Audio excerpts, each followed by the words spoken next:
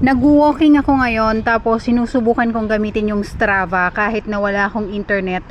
So far gumagana naman siya. Ang distance ko ngayon is 0.75 kilometers na. So titignan ko, hindi ko masyadong sure kung accurate ba to kahit walang internet connection. Siguro walking lang muna. Lagpas alas 11 na ng umaga dito sa Israel, kaya medyo masakit na yung init. Pero walking lang ako, saglit lang, matagtag lang yung katawan. Yun. Paano ang steps ng walking?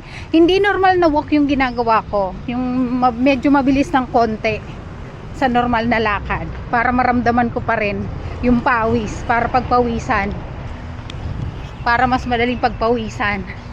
Yun.